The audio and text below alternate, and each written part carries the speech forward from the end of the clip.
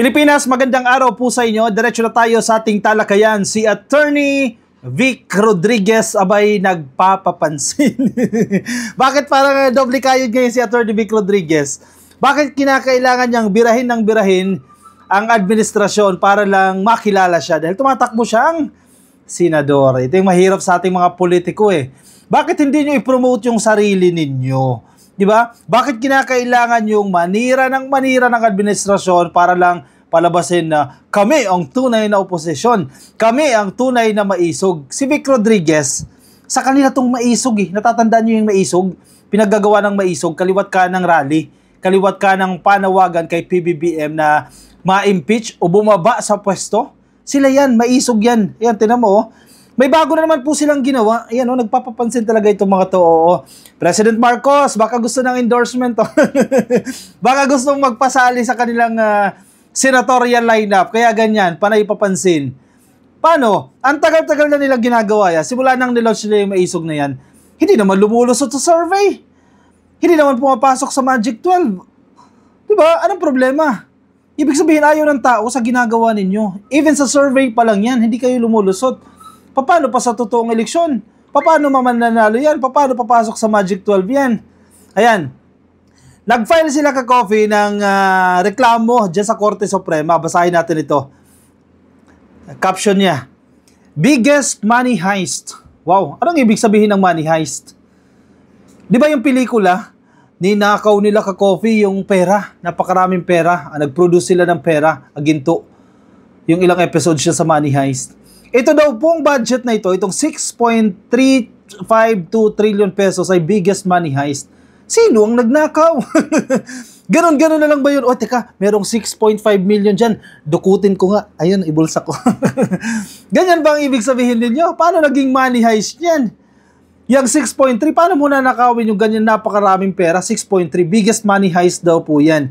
Inihain na kahapon ang petisyon sa Korte Suprema na humihiling na maisantabi at ipawalang bisa ang illegal, kriminal at unconstitutional na 2025 budget. Sinagot na to ng ES eh.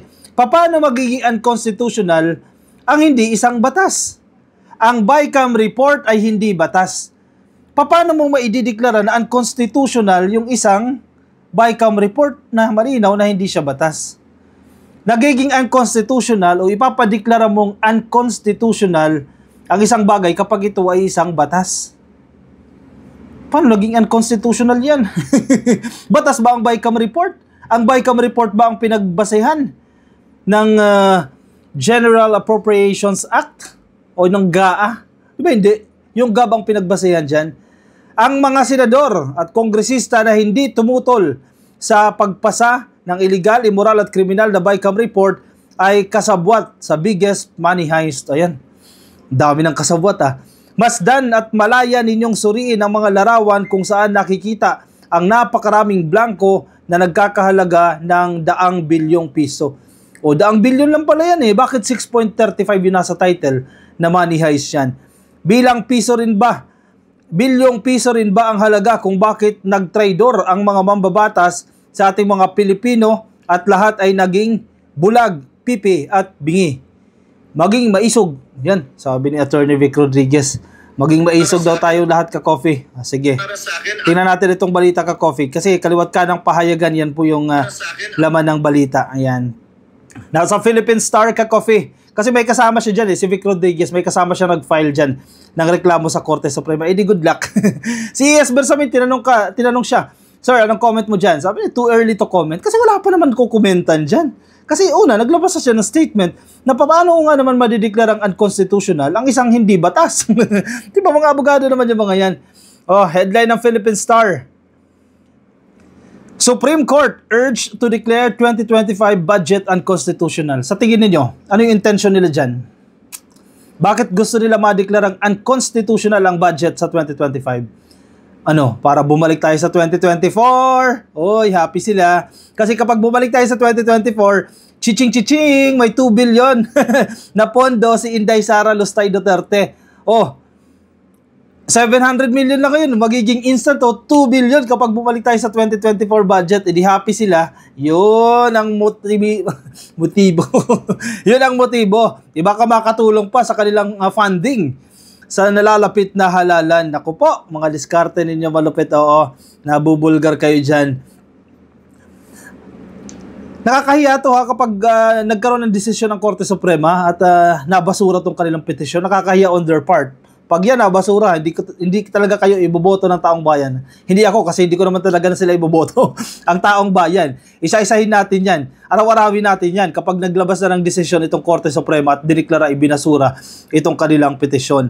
Former Executive Secretary, parang hindi deserve sabihin niya na, former Executive Secretary Vic Rodriguez na nagtaksil sa bayan ito ka-coffee, filed a petition before the Supreme Court on Monday, January 27, challenging the 2025 General Appropriations Act or GAA. Nauna na pong sinabi yan ng ES, ni Executive Secretary, dating Chief Justice siya na ng Korte Suprema. Sabi niya, Ungab, si Ungab, yung congressman dyan sa Davao, Ungab, total, ikaw naman nagsasabi, patunayan mo, maghanap ka ng patunay dyan. Sige, patibayin ninyo yung inyong proof dyan sa Korte Suprema para ma-declare na unconstitutional ito. In his petition, he called the budget illegal and criminal. Paano naging criminal yun? Asking the High Court to declare the GAA unconstitutional. Oy, mga papansin talaga ito. Oo.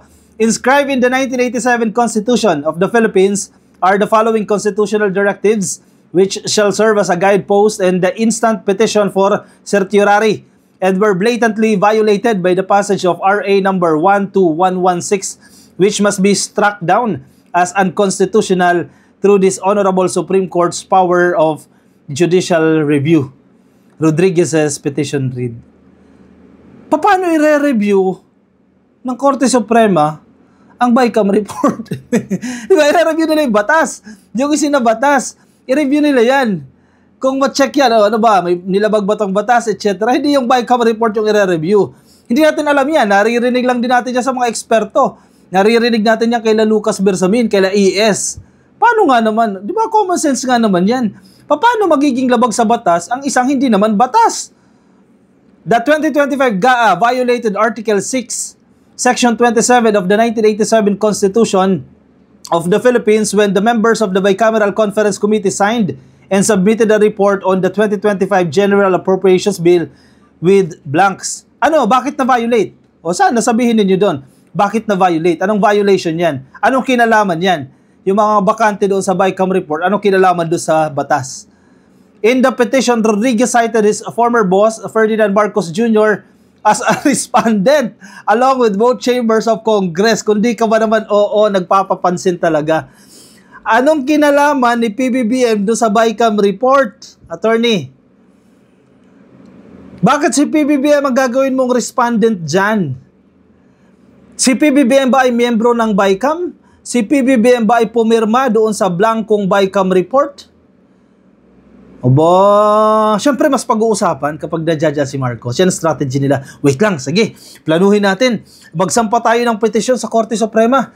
May nagtanong, sinong kakasuhan natin? E di yung mga miyembro ng BICAM, hindi lang sila. Isama natin si Marcos para pag-usapan tayo. Para interviewin tayo ng media. Para i-discuss tayo ng mga vlogger. Ayan, sisikat tayo. Baka pumasok tayo sa Magic 12. Uy, feeling ko lang ha. Feeling ko ha. Ganyan ang strategy nila oh. Magpapapansin tayo para pag-usapan tayo. Uy, sa pool. Ano itong ginagawa ninyo? Dinawit nyo pa talaga si PBBM. Sinama nyo pa talaga si PBBM dyan. Na wala siyang kaalam-alam dyan sa BICAM report na yan. Malay niya ba yan? Hindi niya naman na-review yan. Ang na-review niya yung bill na ipinasa bago pirmahan. Talaga naman oh. Rodriguez pointed out that the blanks in the budget, which he said constitute a blatant violation of the Constitution. Tinan mo, sabi nga sa balita, which he thinks, sa isip niya, i-violate ang Constitution. Sa isip niya lang yan, o baka imahinasyon lang yan. Clearly, the Bicameral Conference Committee committed grave abuse of discretion amounting to lack or excess of jurisdiction when it signed the committee report on 2025 national budget filled with blanks. Eh di ba ka mang ireklamo mo lang? Ano, saan mo reklamo? Sa Supreme Court? Eh di sige, sampahan mo sa Supreme Court. Wag mo na idamay si PBBM dyan. Aminado naman sila na may blanco sa BICAM report eh. Eh di sila ang reklamo. Wala na si PBBM dyan, labas na yan. Bakit kailangan nyo pang isama ang presidente?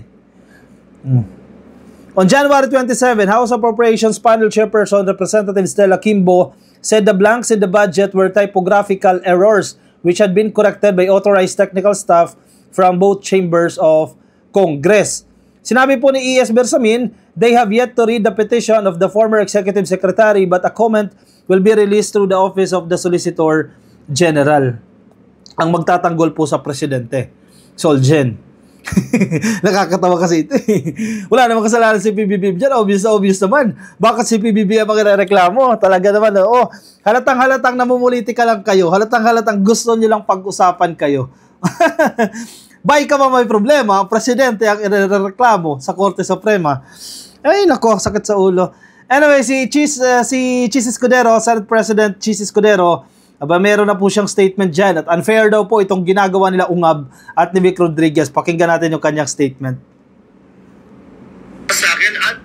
Para sa akin, unfair comment at accusation yan, lalo na sa bigat ng trabahong pinagdaanan, hindi lamang ng mga chairpersons at mga vice chairpersons ng Senado o ng Kamara, pero pati ng staff ng Senado at ng Kamara. Para sa akin, mas hudyat o simbolo yan kung gaano nakainit ang politika sa ating bansa. Punto na Chis Escudero, unfair o hindi patas po yung gagawin ito ni Ungab at ni Vic Rodriguez na parang nagpakahirap itong mga miyembro ng Kongreso, iba't ibang chairperson, iba't ibang komite na humawak para suriin ang budget ng lahat ng opisina ng gobyerno, lahat ng tanggapan ng gobyerno, busisiin yan, and then ganito lang ang isusukli sa kanila. Unfair daw yan sa mga tao na nagtrabaho para sa budget, sa mga staff ng both houses of Congress, unfair po yan. Na bawat isang bagay na lang, malaki man o maliit, ay pupunahin, dadalhin sa korte, reklamuhan. Ayun, sa pool. Oy, Vic Rodriguez, makinig ka. Ungab, makinig ka. Sabi ni Chis Escudero, bawat simpleng bagay, napakaliit, irereklamo sa korte. Hindi ba pwede matanggap na nagkamali? Ano ba yung impact ng pagkakamali? Napakalaki ba ng impact ng pagkakamali? O kailangan pa akyatin pa sa Korte Suprema? Mag-focus kayo sa kampanya. Pero election period na, mangampanya kayo, mag-ikot kayo. Sabihin ninyo sa taong bayan, I am Vic Rodriguez, I am Ungab. These are our policies. Vote for us and we will do this, we'll do that, etc., etc., etc. Yun ang gawin ninyo. Hindi yung maninira kayo para manalo kayo. Maling strategy yan. Pangit na strategy yan. Sige, sisikat kayo, pero I don't think magta-translate yan into votes. Mag-ikot kayo. Gayahin nyo yung Ahon Party List. In fairness sa Ahon Party List, nakapag-promote patuloy tayo. Yung Ahon Party List, nag-iikot-ikot, namimigay ng bigas. Ahon bigas ang tawag nila. Di ba? Hindi naninira. Gawin ninyo, baka iboto pa kayo ng tao. Yes, pupunahin sila. Ngayong eleksyon lang yan, namimigay, etc., etc. Mas mainam na yan na namimigay kesa nambibira. Bira kayo ng bira, wala naman kayong ginagawa. Buti pa tong Ahon Party List. O gayahin nyo yan, nakakahiya naman sa inyo. Di ba mas mga sikat pa kayo mga politiko. Itong Ahon Party List, hindi. Ay nako, tingnan natin, hintayin natin mabasura itong kanilang petition. Mapapahiya itong mga to kapag ibinasura ng Korte Suprema. O siya, sige, komento ang inyong opinion, reaction dyan sa ating comment section para mabasa po yan ang iba natin mga ka-coffee. Mga nasa Facebook, please like and follow. Mga nasa YouTube, click lang po na subscribe at hit the notification icon para updated po kayo sa ating mga bagong upload. Ako'y pansamantala muna magpapaalam. Maraming salamat sa mga sumama ka-coffee. Ingat po kayo, nasaan man po kayong panig ng daigdig at ang kapitayong ka-coffee. Bye-bye!